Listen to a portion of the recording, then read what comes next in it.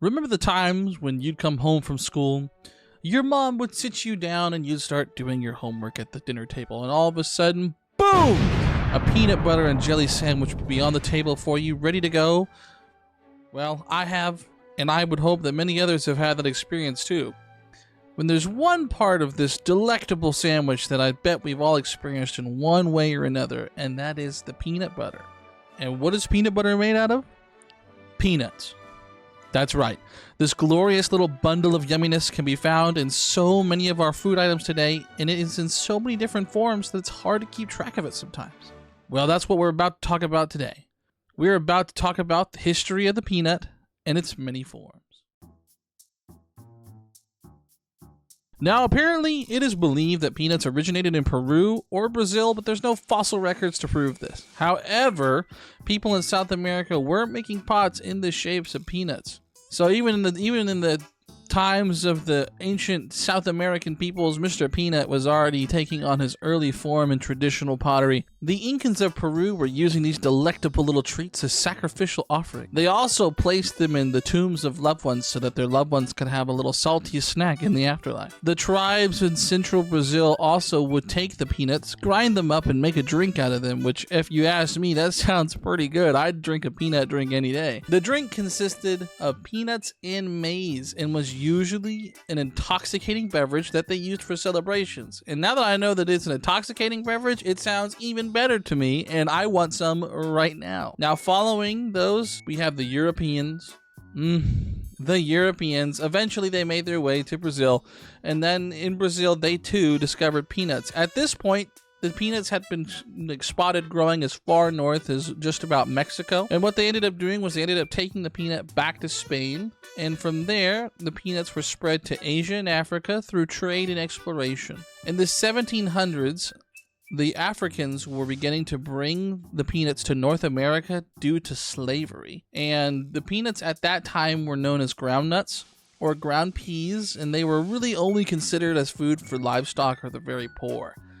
This is due to the fact that they were growing more commonly in the South, specifically South Carolina and Virginia, and they were used really as oil, food in some cases, and a cocoa substitute. But it wasn't really a extensively grown crop, and it wasn't really seen as something that was important until right around the 1900s, really. Now, when did peanuts really start picking up a little bit? We gotta go back just a little bit earlier to the breakout of the Civil War.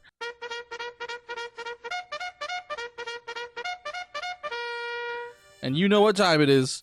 The North and the South fighting for the rights of many, a nation divided, but there was one constant between both sides. And you guessed it.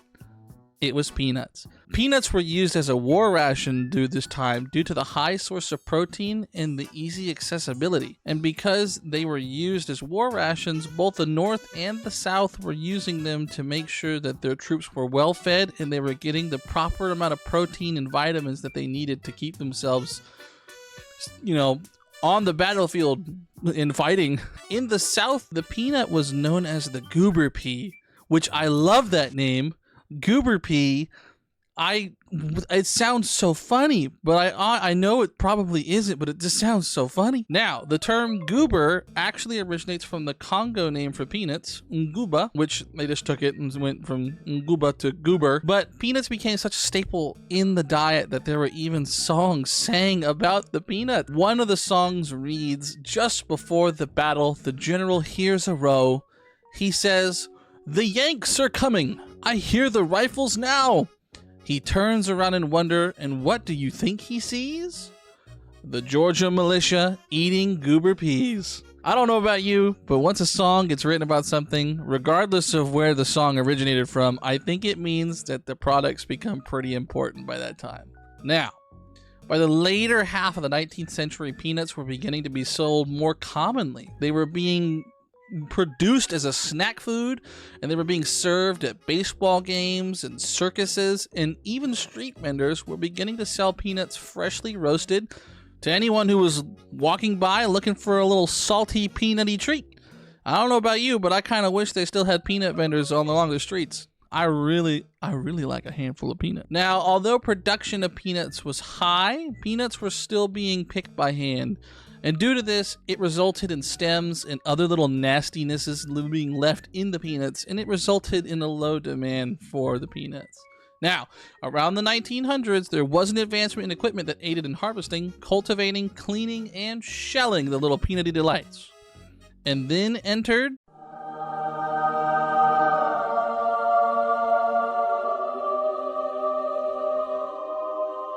George Washington Carver, also known as the Peanut Man, was not only a cornerstone in the uses of peanuts, but was also a forefront for the advancement of agriculture, agronomy, botany, and chemistry. Born enslaved towards the end of legalized slavery, he is now known as one of the most prominent scientists in the early 20th century. He was born July 12, 1864, and spent the first 13 years of his life in Missouri before moving to Kansas, where there was education opportunities for black children. Hey, Tremance in the future here. I am about to get these dates all wrong, and I realized that I went back in that my script was wrong, and I wrote the dates down wrong. But Carver got accepted into Island College in 1885. Okay, and he got accepted into Simpson College in 1888. I want to make sure that I preface this.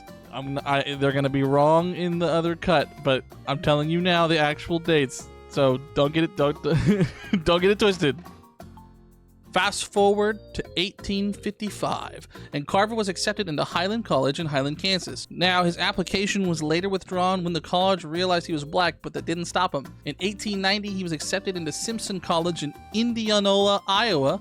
There, he was later recommended to transfer to Iowa State Agricultural College, now known as Iowa State University today, where he graduated with a Master's of Science in 1896. He then taught as a professor for 47 years at Tuskegee University, influencing generations of black scientists to this day. He wasn't known as the Peanut Man for nothing now. He was a part of research for 325 uses for peanuts. And as someone who enjoys peanuts, I did not know that they could be used for so many things. And I feel like that's just because I'm oblivious to reading labels. But here are some of the uses, just to name a few. Shaving creams, shampoos, wood stains, oils, like we mentioned earlier. But he also didn't just do it for practical uses.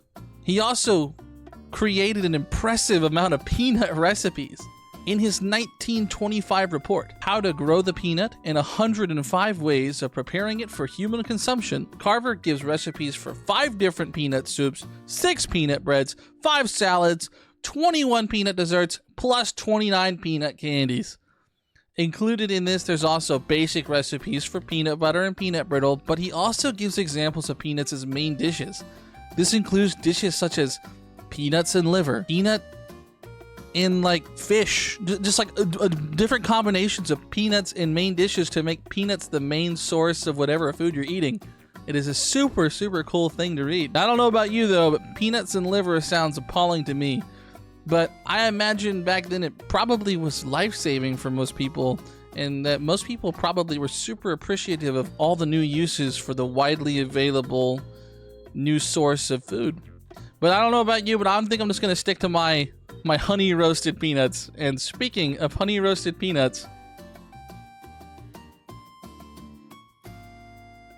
peanuts can be found in so many products today that it is insane. And here's a list of things that peanuts are commonly found in. We have ice cream, we have egg rolls, we have paper, we have mole sauce, we have biodegradable packaging, marzipan, burgers, biodiesel fuel, insulation, soap, dressings for salads, Szechuan sauce, plastic, and so many more things. Now, being such a versatile product, Mr. Peanut has definitely built himself an empire, and us as the human population, we've become his little pawns. But after knowing the history of the peanut, it brings a newfound respect to the food and how much it has impacted and changed so many of the foods and the products that we use today. It makes you wonder what would have happened if the peanut was never discovered. What products would we have today? How much would products that we have changed? Would there have been some butterfly effect if the peanut was never discovered? Or rather, shall we call it the peanut effect? Well, I guess we'll never know. Thank you so much for watching. I hope you enjoyed my rendition on the history of the peanut. If you liked what you saw, please consider subscribing and share this video with your friends. And I hope to see you again in the next video. Bye-bye, everyone.